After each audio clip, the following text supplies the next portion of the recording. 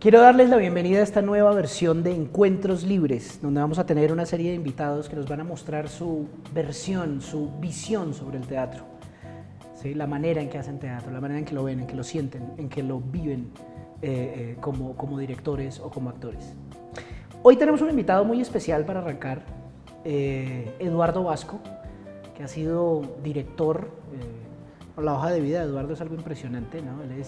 Tiene su doctorado en artes escénicas, tiene un máster además en estudios teatrales, tiene además su licenciatura en dirección y en interpretación en la RESAD, en la Real Academia Superior de Artes de Madrid, y además completó sus estudios de dirección en Ámsterdam.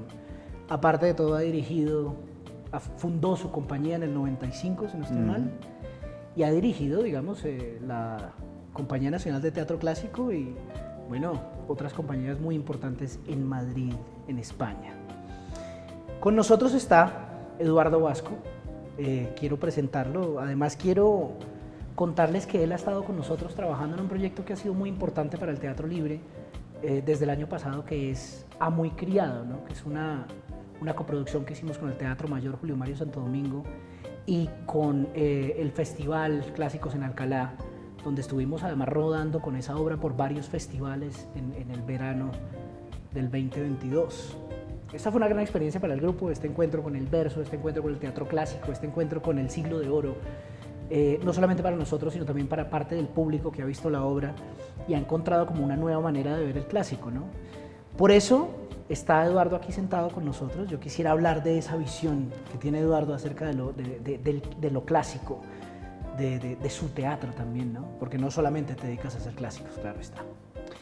Eduardo, cuéntanos cómo arranca esa pasión por el teatro, porque yo como actor siendo dirigido por él, en Eduardo se ve ese deseo, esa pasión sobre el hecho teatral, con el hecho teatral, ese enamoramiento. ¿Dónde empieza todo eso? Pues empieza en el colegio. Pues esto va todo de encuentros. Yo creo que no solo lo que nace, sino lo que puedes desarrollar después, ¿no? Y en ese sentido yo tuve la suerte de tener un profesor en EGB. Lo que era EGB era pues, los años tempranos, ¿no? Casi EGB duraba hasta los 12 o los 14. Y yo creo que desde los 8 años tuve a este señor 3 años seguidos y los viernes teníamos como una actividad libre y él lo dedicaba a hacer teatro. Y ahí yo disfrutaba tanto que cuando luego al cabo de los años, que yo me dediqué más bien a la música en mi adolescencia y en parte de mi primera juventud, digamos, ahora estoy en la cuarta o en la quinta, viví el teatro de una manera tan lúdica, tan óptima, tan poco vinculada a cosas que luego he visto pues, mucho más dañinas para uno mismo, ¿no? Algo que te permitía desarrollarte, tener gente alrededor, disfrutar de la literatura, de la poesía, de la música. Era un arte que aunaba todo, ¿no? Con lo cual, desde esos años pues me fui metiendo en experiencias pues, amateurs. En el instituto también hice alguna cosa. El instituto es bachillerato, los años preuniversitarios. Y ya cuando tuve que decidirme por una carrera, dudé un poco, pero enseguida me fui a la RESAD. Y me fui a la RESAD con la experiencia de haber hecho un teatro muy parecido a la manera que yo tenía de jugar de pequeño, ¿no? Un teatro muy lúdico, muy de disfrute. Y bueno, pues luego en la RESAD ya entré, tuve el primer año una experiencia un poco complicada, porque claro, en aquel momento estaba en Madrid muy en boga pues todo este mundo del stanislavskianismo, el psicologismo pasado por Strasberg y todas estas cosas, Actor Studio, bueno, había una mezcla ahí muy curiosa de tendencias, ¿no? A mí me tocó un profesor muy de esa onda y yo no supe encajar aquello en mi concepto del teatro, ¿no? Y estuve ahí tambaleándome un poco, incluso pensando no seguir estudiando, pero tuve la suerte de tener unos compañeros con mucha más experiencia que yo, que enseguida me hicieron ver pues, que había muchas más posibilidades. Ese mismo año tuve varias experiencias algunas alucinantes, ¿no? Como que apareció Yuri Lubimov, que era uno de los históricos del teatro europeo, y nos cogió a varios chavales para hacer una figuración en una de sus obras. Vino la Taganka, se encontraron allí, hicieron el espectáculo. Para nosotros aquello fue una experiencia wow. Y enseguida vi el abanico de posibilidades que daba el teatro, y yo desde muy jovencito sabía que lo que quería era estar fuera, no dentro. Pero también me gustaba el mundo de la interpretación. Pero claro, yo veía a mis compañeros disfrutar y trabajar con ese desprendimiento que tiene el actor, y del que yo en ese momento tenía que hacer grandes esfuerzos para desprenderme de mí mismo y entrar como entraban ellos en situación. Así que pensé que sí, que la dirección era mucho, que era mi primer objetivo, también era el camino único que yo tenía que seguir, y empecé y me fue muy bien, hay que decirlo. Es decir, no tuve la suerte de conocer a gente que impulsaba el trabajo de los demás, que no era coartante, gente que confió mucho en mi trabajo, que enseguida me dio responsabilidades a edades muy cortas, ¿no? Eduardo, es como una especie de punto de giro, ¿no? También, como tú llegaste en el momento que era, digamos, históricamente para tu vida y pues para el teatro en España, porque hay una generación que se está yendo casi, ¿cierto? De unos señorones de teatro enormes que tú conoces, no solamente en España, sino europeos. Sí. Digamos que hay un momento en Madrid en el que hay una imposibilidad, sobre todo de mi generación, de acceder a los grandes escenarios, y empiezan a abrirse salas alternativas, espacios diferentes, y eso nos permite a muchos desarrollarnos como directores fuera de lo que hubiera sido una especie de escalera al uso, ¿no? o de progresión más vinculada a lo que solía ocurrir en otras generaciones, ¿no? Que tenía que ver con el meritoriaje, con la ayudantía de dirección. Es decir, tú comenzabas a dirigir muy tarde, ¿no? El caso de que cuando nosotros empezamos a dirigir en esas salas tan pequeñas y nos dieron ya la oportunidad de pasar a escenarios más grandes, ya teníamos bastante hecho. Teníamos un oficio. No éramos nuevos en el ámbito teatral, sino que nos habíamos desarrollado en otro sitio.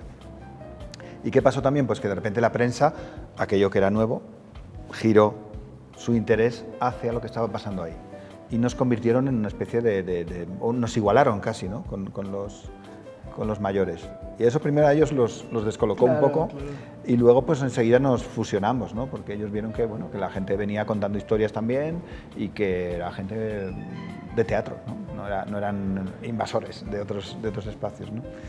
Y también llegábamos un poco con una especie de poética ya planteada, es decir, ya habías ensayado, ya habías presentado varias obras, y tenías una idea de lo que querías hacer. No estabas asomando la cabeza ahí a ver si te daban permiso, ¿no? Y nosotros no entramos pidiendo permiso. A veces entramos más bien pidiendo perdón por lo que habíamos hecho, o por hacer cosas que no debíamos, es decir, entramos un poco diciendo, bueno, perdona, pero es que soy así, ¿no? Esto es lo que hay. Y bueno, pues ellos también, es gente que había vivido tanto que decían, bueno, pues ahora vienen estos, ¿no? Pues habrá que trabajar con ellos. Y a la vez había grandes directores como Narros, como Mario Gas, como directores históricos, Marsillac, ¿no? que decidieron que les podíamos interesar. Y entonces, bueno, pues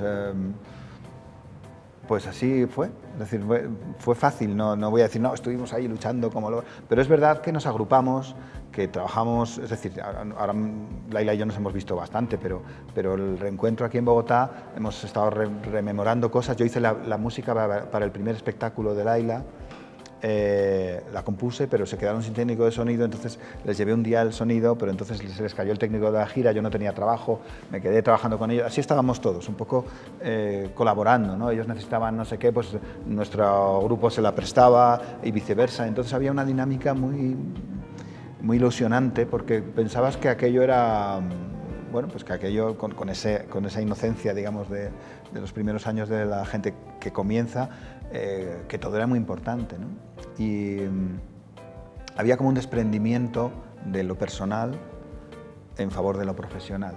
Es decir, podías pasarte 24 horas haciendo algo. Entregando tu tiempo y tu vida.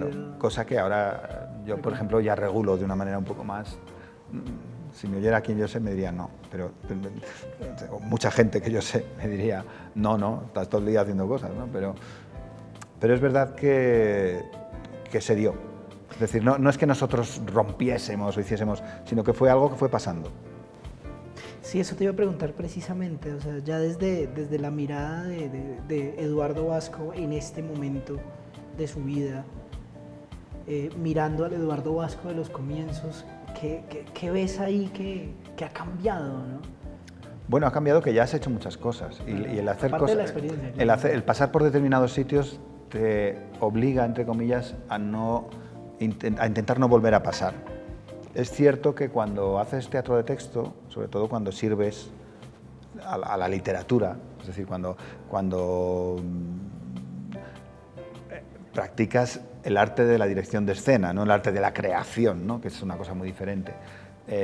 Pues los géneros son géneros. Entonces, cuando vas pasando por diferentes géneros, cuando has hecho, no sé, 4 dramas de honor o 6 comedias del siglo de oro o 3 obras de Beckett o no sé qué, pues digamos que tienes que plantearte,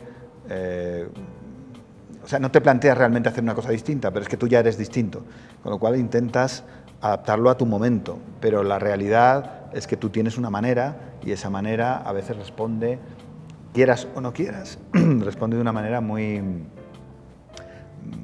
¿cómo decir?, muy de oficio, con lo cual pues tienes que estar un poco tratando de que la vitalidad, ¿no?, cuando narres la historia, fluya a través de lo que estés haciendo y no sea una repetición de esquemas o es decir, hay una manera yo tengo una manera, por ejemplo, de hacer comedia del siglo de oro, sí, y mi mayor problema es hacer que eso parezca que es la primera vez que lo hacemos todos y que la historia se cuente de una manera fresca y llegue al público sin que es decir, si nos aburrimos nosotros por el camino, el espectador lo va a hacer también, peor, ¿no?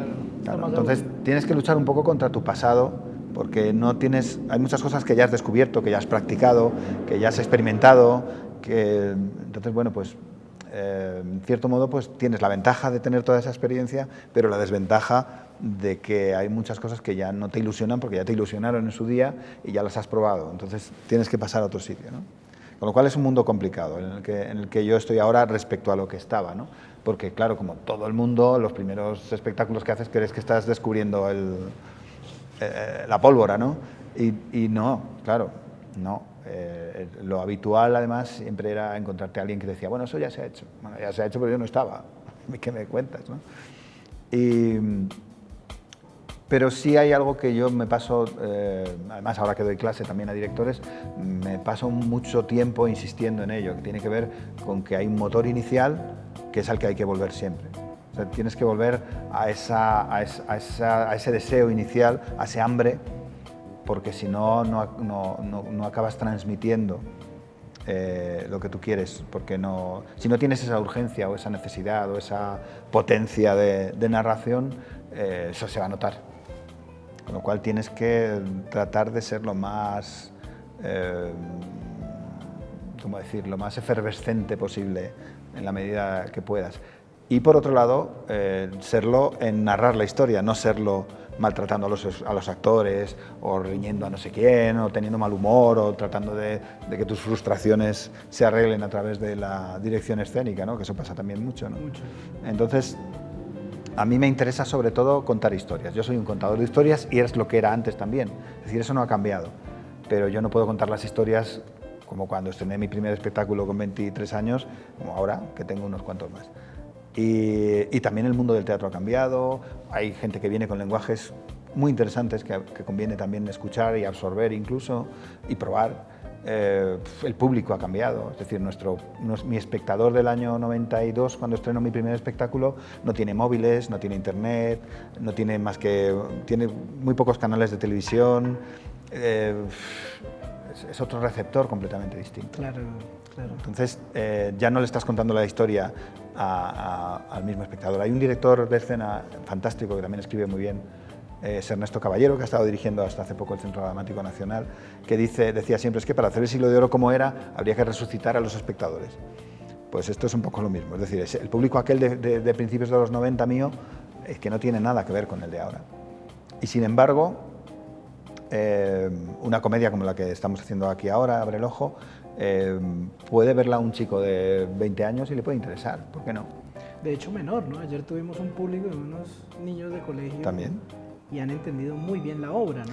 Esto de hacer que el clásico sea asequible, sea de fácil digestión, diría yo, para el público más desprevenido, digamos que es parte de este encuentro que ha tenido esta nueva generación, o bueno, tu generación, ¿cierto? Sí. De dejar de hacer este clásico un poco embarado, un poco empolvado y volverlo algo más fluido para el público. Pero ¿no? es que es lo que es naturalmente. Claro, es decir, lo fue en su momento. cuando lo haces así, fluye porque es así. Es un material que está hecho para lo que está hecho. No está hecho para embararlo, no está hecho para darle importancia. Está hecho para seducir al público, para entretenerlo, para, bueno, plantearle cosas también, pero no es un teatro hecho para la importancia. Es un teatro que está hecho para que la gente entre a verlo. Eso es lo primero. Es decir, es un teatro de exquisito, todo lo que tú quieras, pero está hecho para un público que iba prácticamente día sí, día no a ver obras nuevas. Es decir, no había una obra en cartel un mes, ni una semana. Sí, no. Entonces, vas cambiando, entonces lo importante era cómo esos actores manejaban esa historia. Lo importante era la historia. La peripecia es lo que mandaba por encima de todo, la acción. Es un teatro de acción, no es un teatro de pararse a escuchar, es un teatro de alucinar con lo vertiginoso de todo lo que va ocurriendo, ¿no? Es un teatro con una solvencia, con una carpintería dramatúrgica, bueno, que es el cimiento prácticamente de todo lo que hacemos ahora, ¿no? Con lo cual, escribir una comedia como las de Lope o las de Rojas Zorrilla o las de Calderón, es que es muy complicado. De hecho, no hay tantas comedias. Y en el drama pues pasa 3/4 de lo mismo. ¿De qué hablan? Hablan de lo que les pasa a sus vecinos, de lo que le preocupa al espectador. No son gente que cuente sus historias para ellos, o se gestionen sus frustraciones, o traten de hacer arte en su... Bueno, hacen arte porque el arte es lo que el público va a ver, es lo que el público compra. No hacen arte porque son incomprendidos, no.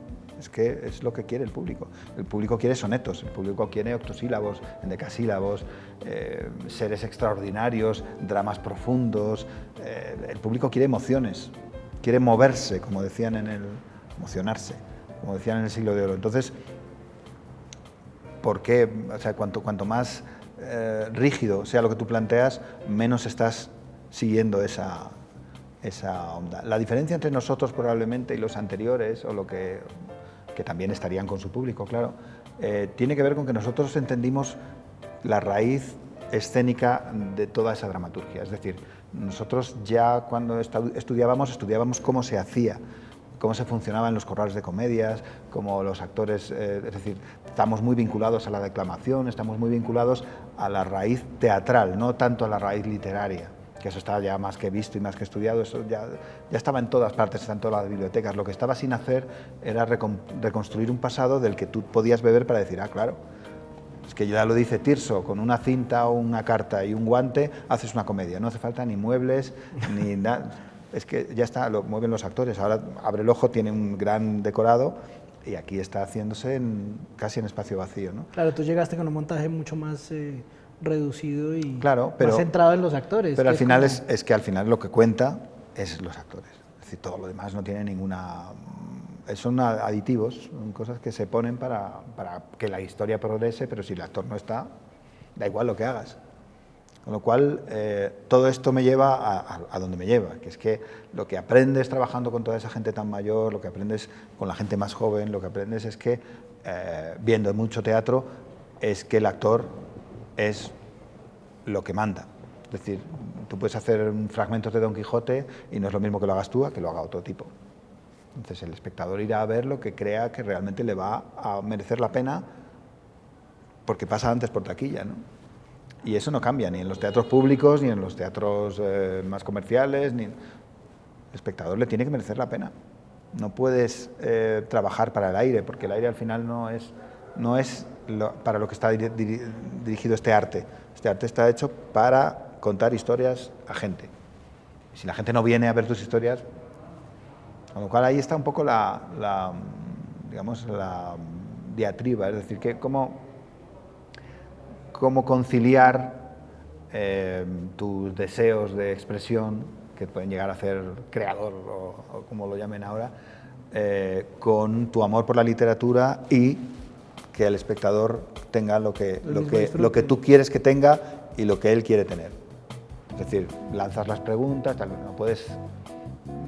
Tienes que tener como la escucha más abierta que la emisión, al final. Y eso nos cuesta mucho. Y en estos tiempos de móviles y de pantallitas y de clics, da la sensación de que todo se destina a uno mismo y de que no hay como...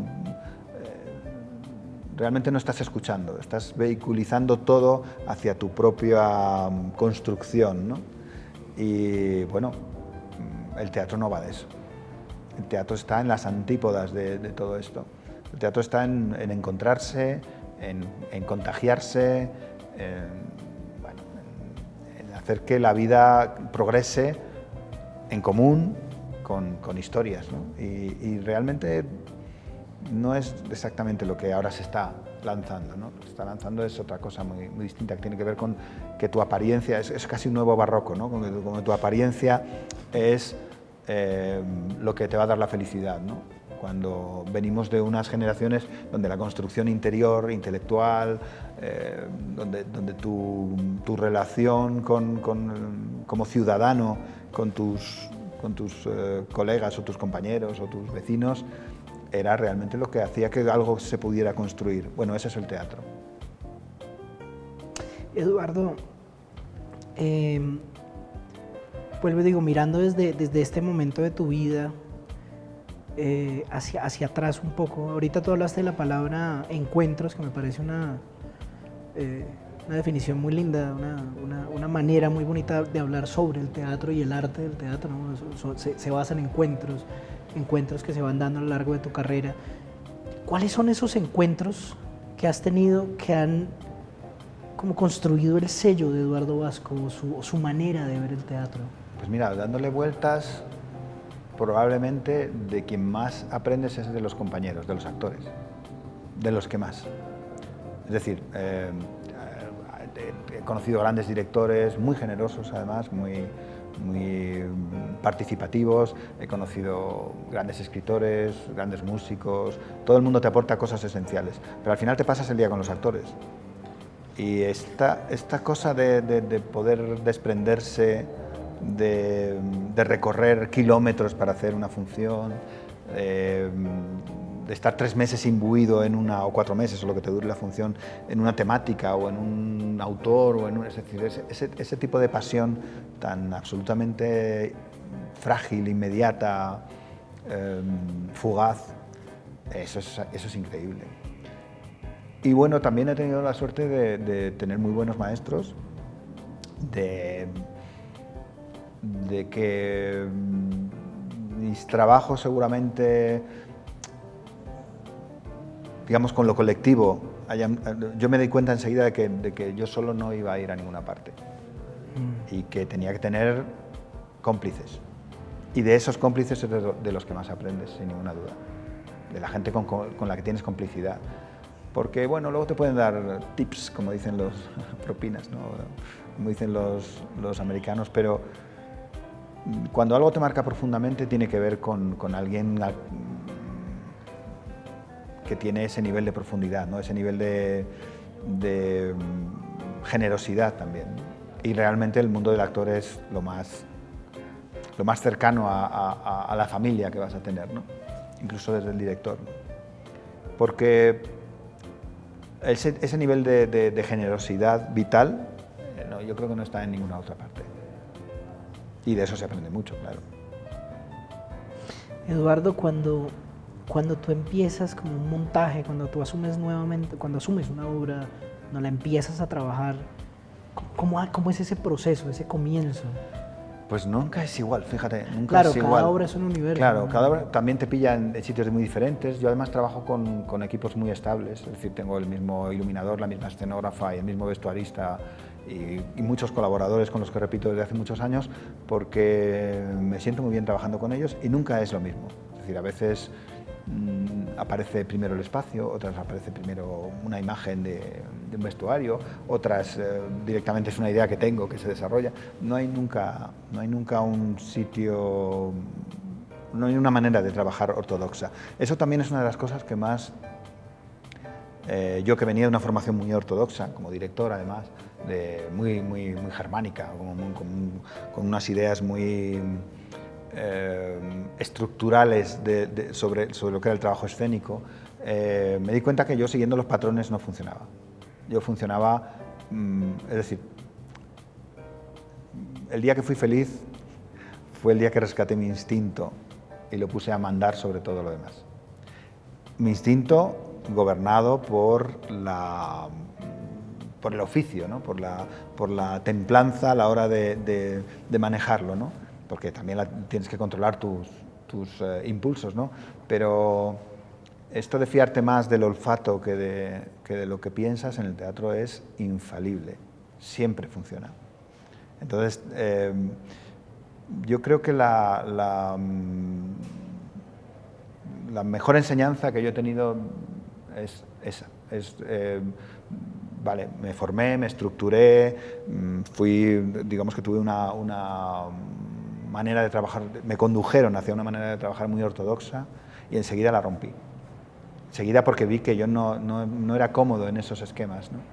Y entonces no tengo un proceso único, pero sí trabajo de una manera... es decir, yo necesito al actor con el texto aprendido, atento en el montaje, aportando, siguiendo mis ideas o yo siguiendo las suyas.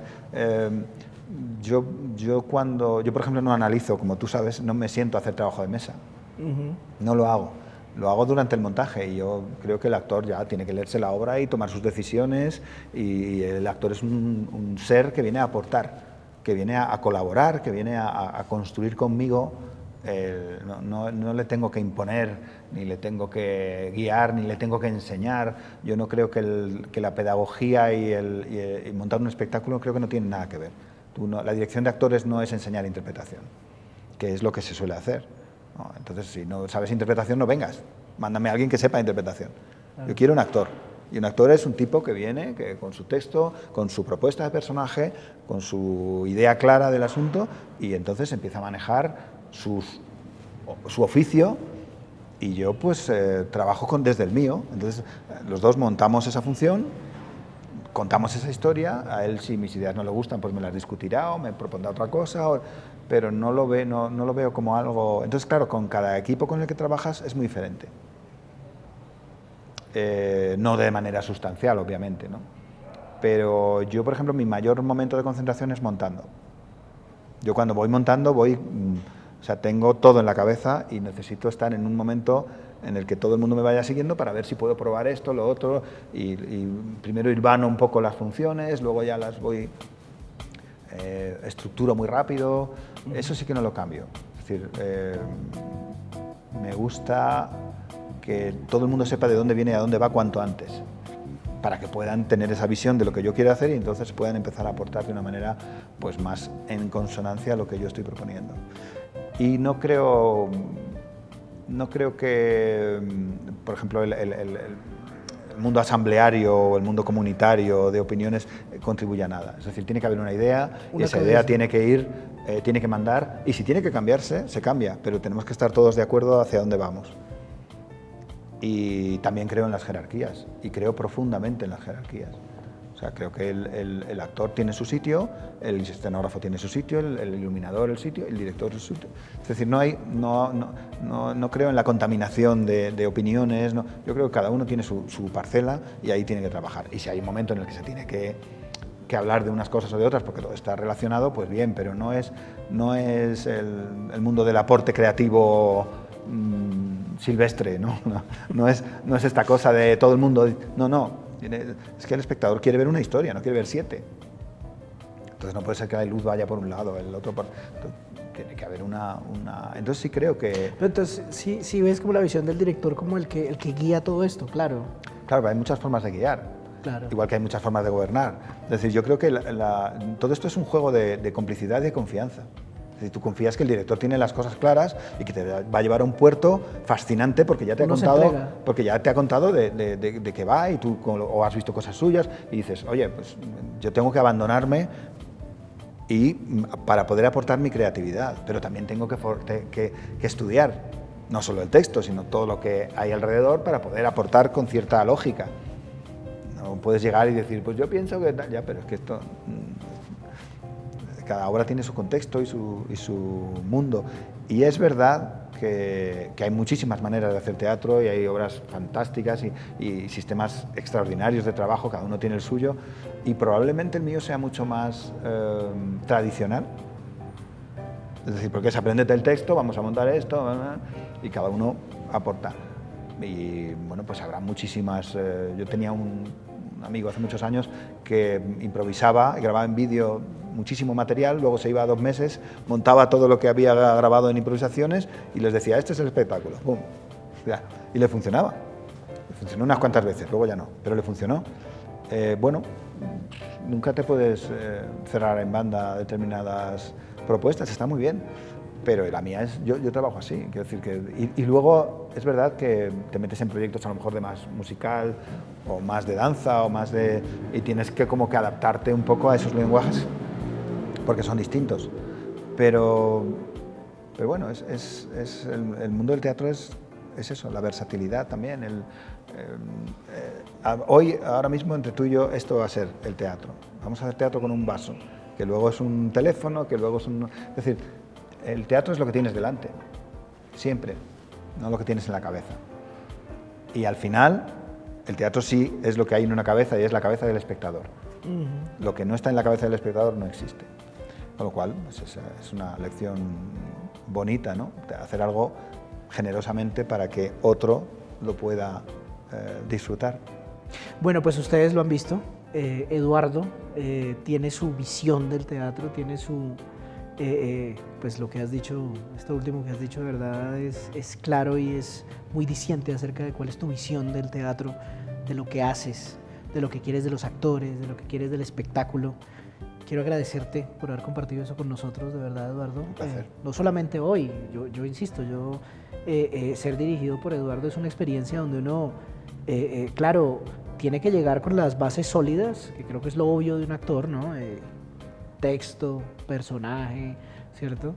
Y sobre esa base se empieza a construir, o bueno, se puede discutir también, ¿no? Se puede proponer. Y es una construcción que va también con el juego, ¿sí? Y también lo guía a uno hacia cosas como del instinto y a buscar cosas del instinto, que me parece una palabra clave también de la entrevista de hoy, ¿no? Hoy hablamos de encuentros y hoy hablamos de ese instinto engastado como en el trabajo profesional del teatro, ¿no? No el instinto per se, como silvestre, como dices tú, sino como muy metido hacia lo que es el oficio. Entonces, Eduardo, gracias de parte de todo el Teatro Libre, además, por lo que has trabajado con nosotros, por Amo y Criado y por ojalá muchas cosas que podamos hacer de aquí en adelante. Quería presentárselos, quería que oyeran cómo es este director que se ha enfrentado de verdad a una infinidad de montajes y además ha conocido, digamos, a los personajes, a personajes muy importantes del teatro europeo y el teatro latinoamericano y ha trabajado con ellos. Eduardo, gracias por estar aquí y bueno, les cuento que este es solo el comienzo de estos encuentros libres que vamos a seguir haciendo con distintas personas dedicadas al teatro. Vamos a hablar de esa visión del teatro. Muchas gracias.